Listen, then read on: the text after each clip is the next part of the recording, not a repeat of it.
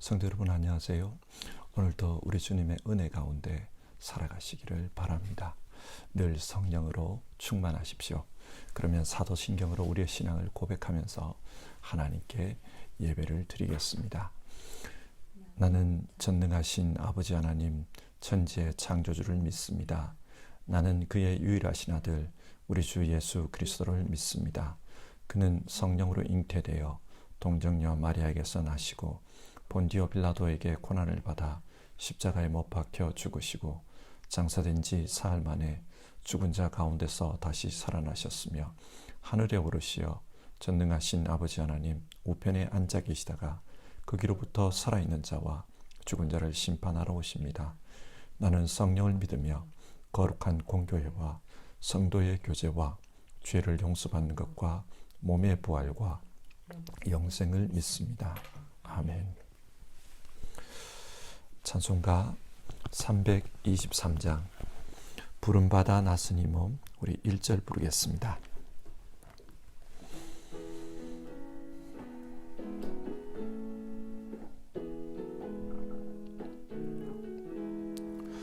부름받아 나서니 몸 어디든지 가오리다. 괴로우나 즐거우나 주만 따라가오리니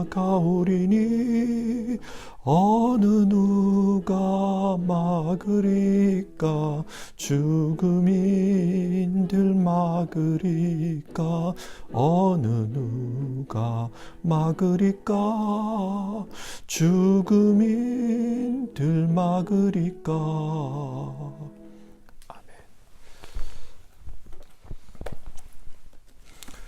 오늘 읽으실 성경 말씀은 마태복음 8장 14절부터 22절까지의 말씀입니다.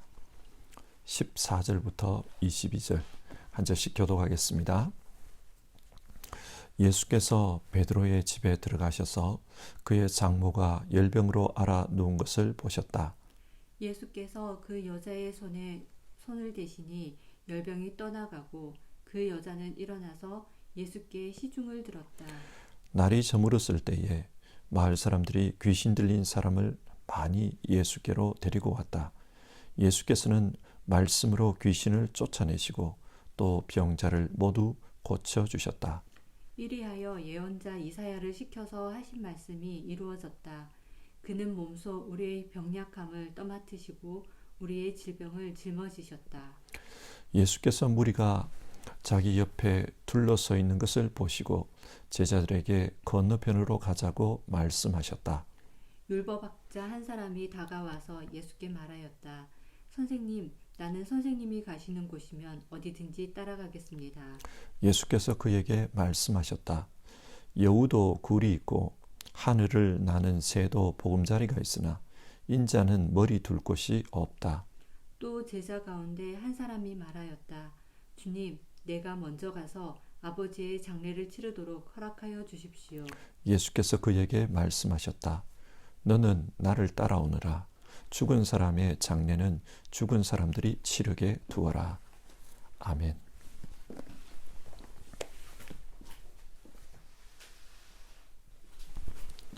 예수님은 하나님 나라가 가까이 왔다고 선포하셨습니다. 그리고 그 하나님 나라가 어떤 것인지를 산상설교를 통해 또 치유 사건을 통해 제자들에게 가르쳐 주셨습니다. 그런데 예수님은 왜 제자들에게 하나님 나라를 가르쳤을까요?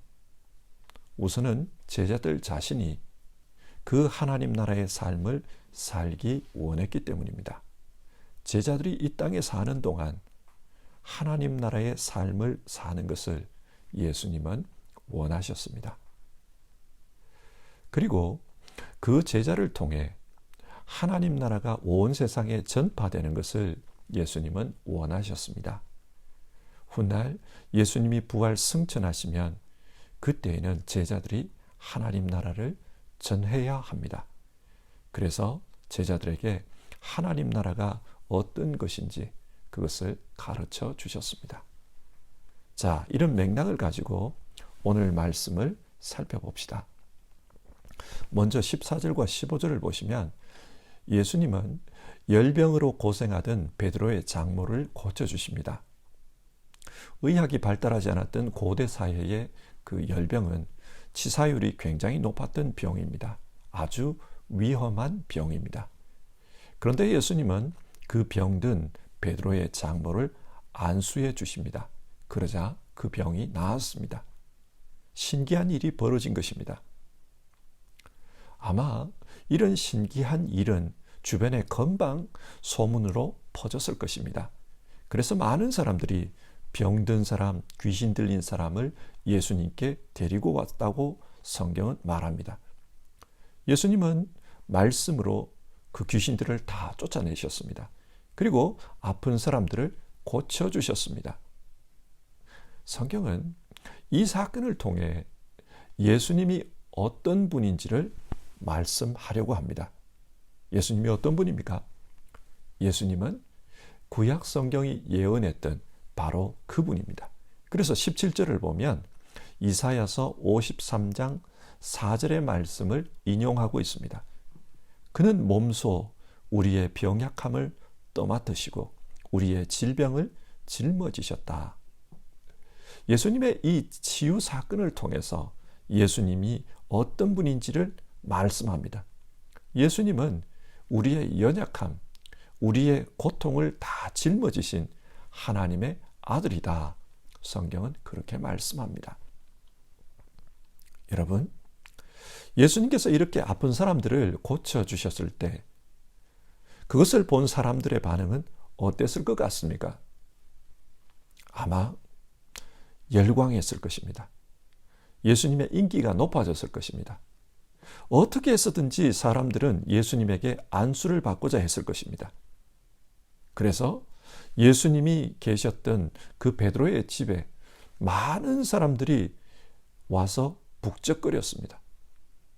이런 모습을 보며 한편으로는 제자들이 신났을 것입니다. 사람들을 줄 세우면서 차례를 지키시오, 순서를 기다리시오, 그렇게 말하면서 우쭐댔을 것입니다. 내가 모시는 선생님이 이렇게 인기가 많고 또 권세가 있으면 너도 나도 그 주님을 따르려고 합니다. 위대한 선생님의 제자가 된다는 것은 많은 영광을 함께 할 수 있는 기회처럼 보이기 때문입니다. 하지만 예수님은 그런 영광을 거부하십니다.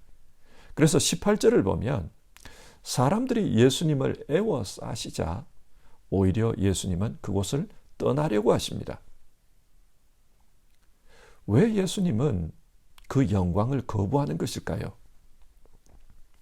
예수님은 자신이 이 땅에 오신 목적을 분명하게 알고 있었습니다. 마가복음 10장 45절, 인자는 섬김을 받으러 온 것이 아니라 섬기러 왔으며 많은 사람을 구원하기 위하여 치를 몸값으로 자기 목숨을 내주러 왔다. 예수님은 자신이 이 땅에 오신 이유가 십자가를 지기 위함이라는 것을 알고 계셨습니다. 그렇기 때문에 순간적인 인간의 영광, 그 영광에 취해서 그 영광을 위해 사는 것을 거부하셨습니다. 하지만 마귀는 계속해서 그 인간적인 영광을 위해 살라고 시험합니다. 예수님이 광야에서 시험을 받을 때 마귀가 무엇을 가지고 예수님을 유혹했습니까? 성전 꼭대기에서 뛰어내리라고 했습니다.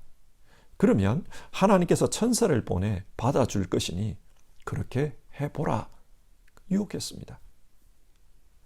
만약 예수님이 마귀의 말대로 진짜 성전 꼭대기에서 뛰어내렸다고 합시다. 그러면 하나님께서 어떻게 반응하셨을 것 같습니까? 예수님이 떨어져 죽도록 내버려 두셨을까요? 저는 그렇게 하지 않았을 것이라고 생각합니다. 천사를 보내 받아주셨을 것입니다. 성자 예수님의 생애가 성전 꼭대기에서 떨어져 그렇게 허무하게 끝나도록 하나님은 내버려 두지 않았을 것입니다. 만약에 그렇게 해서 예수님이 성전에서 뛰어내렸지만 살아나셨다, 그런 소문이 퍼지면 그 다음에는 어떤 일이 벌어지겠습니까? 성전에 모여있던 사람들이 그 장면을 보고 열광할 것입니다. 그리고 그들의 말을 들은 사람들도 열광할 것입니다. 신비한 분이 나타났다, 하나님의 아들이 나타났다, 그렇게 열광하며 사람들이 따라다닐 것입니다. 그런데 이렇게 인간적인 인기에 따라 행동하면 예수님은 이 땅에 오신 목적, 즉 십자가를 지는 일은 할 수가 없습니다. 마귀는 그것을 노리고 예수님을 시험한 것입니다. 요한복음 6장, 예수님께서 굶주린 사람들을 위해서 오병이어의 이적을 행하십니다. 사람들은 예수님을 통해 배불리 먹었습니다. 그러자 환호합니다. 예수님에 대해 환호합니다. 지금도 그렇습니다. 사람들은 지도자가 경제적인 호황으로 이끌어주기를 원합니다. 만약 정치 지도자가 경제적인 호황을 가져오면 그 다음 선거에서 재선이 되지만 경제적으로 실패해서 불황이 장기화되면 그 사람은 그것으로 끝입니다. 예수님은 지금 오병이어를 통해 5,000명이 넘는 사람을 먹이셨습니다. 얼마나 큰 수익을 남긴 것입니까? 떡 5개와 물고기 2마리로 5,000명이 먹고도 남았습니다. 엄청난 수익을 남긴 겁니다. 그래서 사람들이 열광하면서 예수님을 억지로 임금으로 삼으려고 했다. 성경은 그렇게 말씀합니다. 예수님은 사람들에게 인기가 있었습니다. 그러자 예수님은 그때에 산으로 떠나버리십니다. 기도하기 위해서 조용한 곳으로 가버립니다. 예수님은 인간적인 인기, 사람들의 환호, 그것을 위해서 행동하지 않았습니다. 자신이 왜 이 땅에 오셨는지 그 이유를 알고 계셨기 때문입니다. 예수님은 오늘 본문에서도 동일한 시험을 받고 계십니다. 사람들이 병자를 고치는 예수님을 보고서 환호합니다. 열광합니다. 그러자 예수님은 그들을 떠나려고 하십니다. 갈릴리 호수 건너편으로 가자, 그렇게 말씀합니다. 자, 이때에 한 율법학자가 예수님을 찾아왔습니다. 사람들이 열광하고 있는 그때에 예수님의 제자가 되겠다고 말합니다. 19절, 선생님, 나는 선생님이 가시는 곳이면 어디든지 따라가겠습니다. 이 사람은 자원해서 예수님의 제자가 되겠다고 합니다. 인간적으로 생각하면 얼마나 고마운 일입니까? 예수님 당시에 율법학자라고 하면 율법의 전문가, 엘리트입니다. 사회적으로 엘리트입니다. 그런 엘리트 자원이 예수님의 제자가 되겠다고 하니 인간적으로는 얼마나 고마운 일입니까? 그런데 그때에 예수님께서 그 사람을 향해 뭐라고 말씀합니까? 20절인데요. 여우도 굴이 있고 하늘을 나는 새도 보금자리가 있으나 인자는 머리 둘 곳이 없다. 예수님은 이 사람이 왜 자기를 따르려고 하는지 그 이유를 잘 알고 계셨습니다. 이 사람이 예수님을 따르려고 하는 이유는 예수님의 인기 때문입니다. 인기 있는 선생님을 따라다니면 자기도 종교적으로 성공할 것이라는 그런 생각을 가지고 있기 때문에 예수님을 따르려고 합니다. 예를 들면 이런 것입니다. 1970년대와 80년대 한국교회는 수적으로 굉장히 부흥했습니다. 이렇게 부흥할 당시에 교회에는 부흥회가 참 자주 열렸습니다. 유명한 목사님들이 강사로 온다 그러면 사람들이 그 교회에 엄청나게 몰려들었습니다. 그리고 그런 기회를 통해서 그 교회도 부흥이 되었습니다. 이 당시에 그렇게 인기가 많은 목사님들은 1년 스케줄이 빡빡하게 차 있다고 했습니다. 그래서 모시기 어려운 분을 모시고 오는 것이니까 이 기회를 잘 이용하라 그러면서 홍보를 했습니다.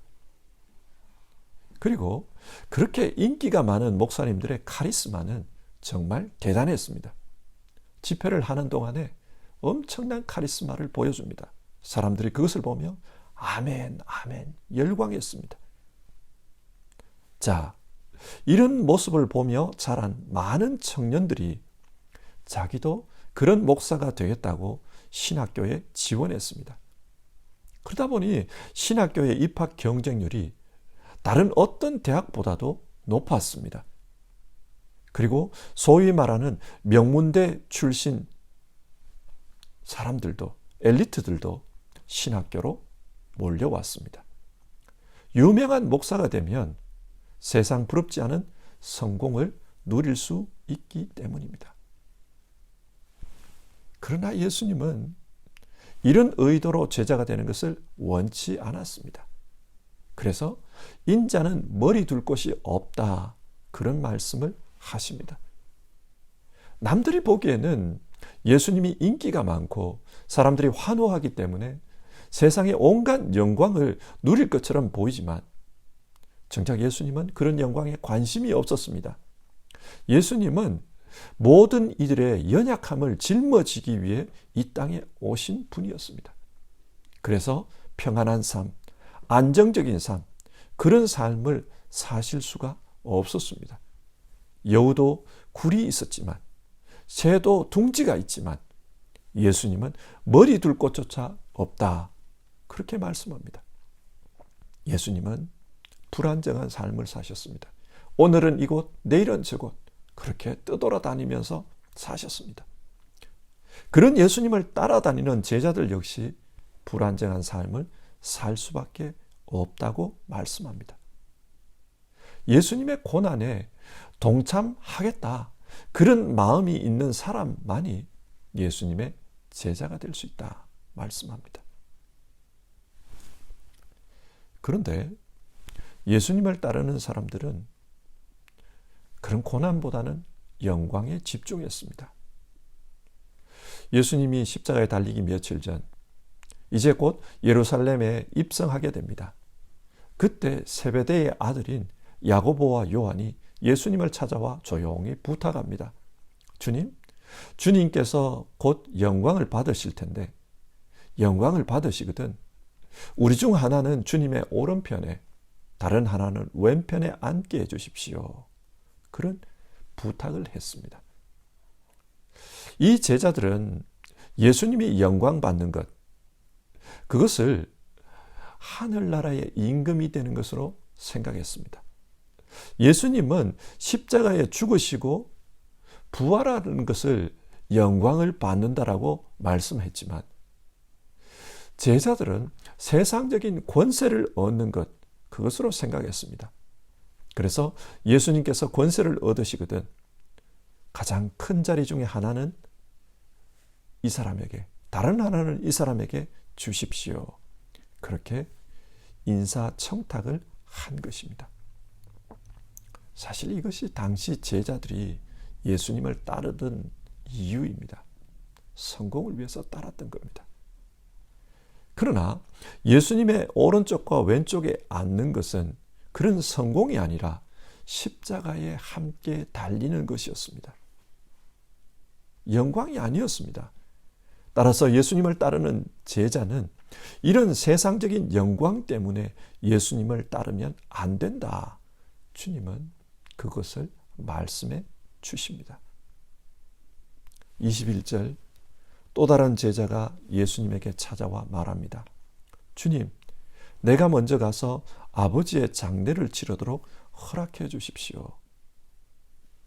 이 사람은 장례식만 끝나면 주님을 따르겠다고 그렇게 결단했습니다. 예수님 당시 부모의 장례를 치르는 것은 굉장히 중요한 일이었습니다. 자녀들은 꼭 그런 일을 해야만 했습니다.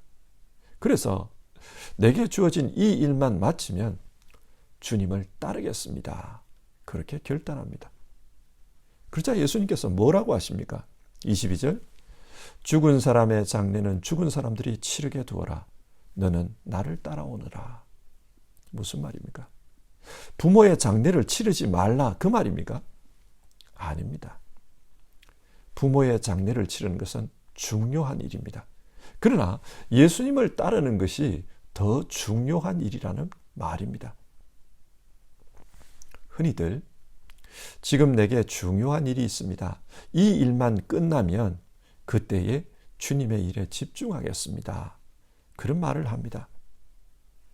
그러나 주님을 따르는 일은 중요한 일이 없을 때, 한가할 때, 그때나 하는 일이 아니라는 말입니다. 모든 일들이 다 끝나고 이제 시간의 여유가 많습니다. 그래서 여가를 즐기기 위해서 주님의 일을 하겠습니다. 이게 아니라는 겁니다. 주님을 따르는 일은 인간으로서 가장 중요한 일, 오늘 본문에서는 그것을 부모의 장례를 치르는 것으로 예를 드는데 그것보다도 더 중요하다. 그렇게 교훈합니다. 우리가 예수님을 믿고 따르는 것, 그것은 우리 인생에서 가장 중요한 일로 여겨야 될 부분입니다. 여러분, 우리가 신앙한다는 것이 무엇입니까? 오늘 성경은 예수님을 따르는 제자가 되는 것이라고 말씀합니다. 지금 우리 눈에는 보이지 않지만, 그러나 성령 가운데 성령을 통해 우리 가운데 임재해 계시는 그 주님을 따라가는 제자로 사는 것, 그것이 신앙입니다. 이 일은 세상의 그 어떤 일보다 중요하게 생각하고 우리가 따라야 될 일입니다. 신앙을 마치 여가 생활하는 것처럼, 취미 생활하는 것처럼 그렇게 생각하면 안 된다. 오늘 성경은 그것을 말씀해 줍니다. 자, 오늘 본문 내용을 다시 한번 정리하겠습니다. 예수님은 제자들에게 치유 사역을 통해서 하나님의 나라가 어떤 것인지를 가르쳐 주고 계십니다. 그리고 그 하나님 나라의 삶을 살라고 하십니다. 자, 그렇다면 오늘 성경이 말씀하는 하나님 나라는 어떤 것입니까?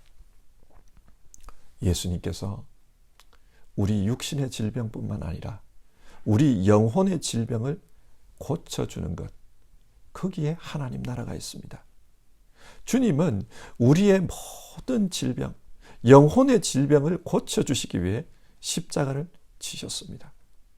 그래서 거기에 영생이 주어집니다. 이것을 믿고 따를 때 하나님 나라의 삶을 살 수 있습니다.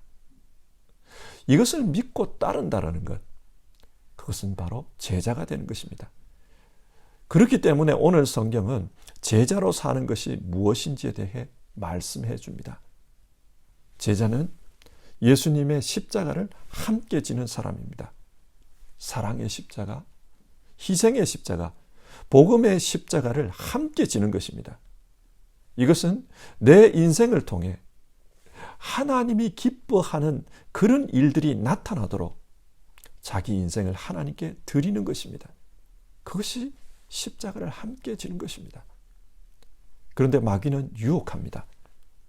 자기 영광을 위해 살라고 합니다. 하나님이 기뻐하는 그런 일보다는 내게 좋은 일, 내가 기뻐하는 일, 내가 드러나는 일, 그런 일을 하라고 합니다. 그러나 이것은 유혹입니다. 예수님은 그런 유혹을 물리치셨습니다. 그처럼 우리 역시 물리치라고 합니다. 주님을 믿고 따르는데 내 영광이 드러나는 것처럼 보이는 그런 자리가 있으면 그 자리를 떠나라고 합니다. 그리고 온전하게 주님을 따르라고 합니다. 온전하게 주님을 따르는 것이 무엇입니까? 인자는 머리 둘 곳이 없다. 비록 오늘은 이곳 내일은 저곳, 복음을 위해서 떠돌이처럼 주님이 그렇게 사셨습니다. 그처럼 우리 역시도 주님의 인도하심을 따라 하나님의 섭리에 따라 주님을 따라서 살아가라는 겁니다. 주님이 이곳으로 인도하시거든 이렇게 살고 저곳으로 인도하거든 저렇게 살라는 겁니다. 그곳에서 주의 말씀대로 살아가는 것, 그것이 주의 인도를 따라 사는 것입니다. 이것을 자기 인생의 귀중한 사역으로 생각하고 사는 것, 그것이 주님의 제자가 되는 것입니다. 저는 오늘 이 말씀을 읽으며 제 자신을 많이 돌아보게 됩니다. 나는 진짜 예수님을 따르는 사람으로 살고 있는가? 그 질문을 하면서 많은 생각을 하게 됩니다. 분명히 많은 반성이 일어납니다. 내 안에 잘못된 부분들을 봅니다. 그러나 다시 한번 오늘 성경을 읽으며 결심해 봅니다. 내 인생 제1의 목표는 예수님을 올바르게 따르는 것이다. 때로는 머리 둘 곳이 없어도, 때로는 인기가 없어도, 그리고 교회 목회를 잘 못해도 예수님을 따르는 것이 내 인생 제1의 목표가 되어야 한다. 그런 생각을 해봅니다. 예수님의 제자가 되어서 살아가는 것, 그 삶에 하나님의 나라가 임합니다. 여러분, 우리 모두 신실한 예수님의 제자로 삽시다. 그때에 우리 삶 속에 하나님의 나라가 임할 것입니다. 찬송가 323장 부름받아 나선 이 몸, 우리 3절 부르고요. 같이 기도하겠습니다.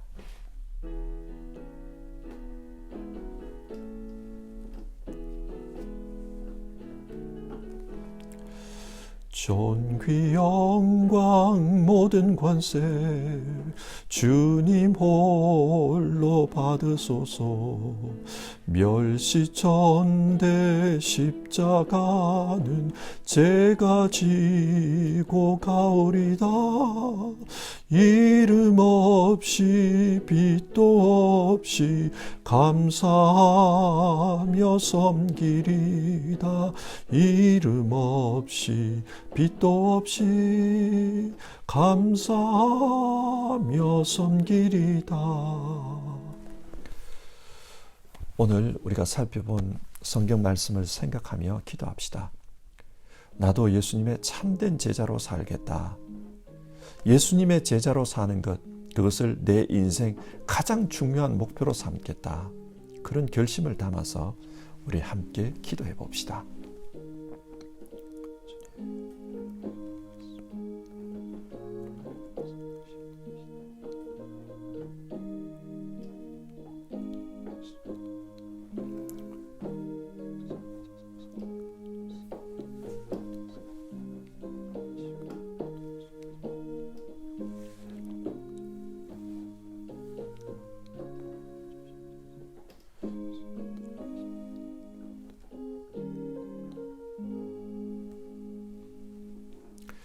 하나님, 오늘 성경 말씀은 예수님의 신실한 제자로 살 때 그 삶에 하나님의 나라가 이루어진다. 그렇게 교훈하고 있습니다. 우리 모두 예수님의 신실한 제자로 살 수 있도록 도와주시옵소서. 예수님은 우리의 모든 질고를 짊어지시고 우리에게 건강함을, 영생을 주시기 위해 이 땅에 오셨습니다. 그 예수님을 믿고 그 예수님을 따를 때, 그때 우리에게 하나님 나라가 이루어진다. 오늘 말씀에서 그렇게 살펴보았습니다. 우리 모두 예수님이 지신 그 십자가의 길, 사랑의 십자가, 희생의 십자가, 하나님의 영광을 위해 우리 자신을 부인하는 그 십자가를 짊어지고 주님 따를 수 있도록 도와주시옵소서. 주님을 따르는 길에는 머리 둘 곳이 없다. 불안정한 삶이 있을 수도 있고 평안하지 않은 삶이 있을 수도 있다는 것 우리 기억합니다. 그러나 무엇보다도 예수님을 따르는 것, 그것을 우리 일생일대의 가장 중요한 삶의 목표로 삼고 그렇게 살아갈 수 있도록 도와주시옵소서. 우리 성도님들 삶의 형편에 많은 어려움들이 있고 또 고난들도 있습니다. 그러나 그럼에도 불구하고 예수님 따르는 것, 그것을 자기의 신앙의 목표로 삼고 살아가고자 할 때 주여 은혜를 내려주시옵소서. 많은 은혜를 주시옵소서. 그리고 신실한 주님의 제자로 살 수 있도록 능력을 허락해 주시고 주님께서 붙잡아 주시옵소서. 우리 주님 예수님의 이름으로 기도드립니다. 아멘. 하늘에 계신 우리 아버지, 아버지의 이름을 거룩하게 하시며 아버지의 나라가 오게 하시며 아버지의 뜻이 하늘에서와 같이 땅에서도 이루어지게 하소서. 오늘 우리에게 일용할 양식을 주시고 우리가 우리에게 잘못한 사람을 용서하여 준 것 같이 우리 죄를 용서하여 주시고 우리를 시험에 빠지지 않게 하시고 악에서 구하소서. 나라와 권능과 영광이 영원히 아버지의 것입니다. 아멘.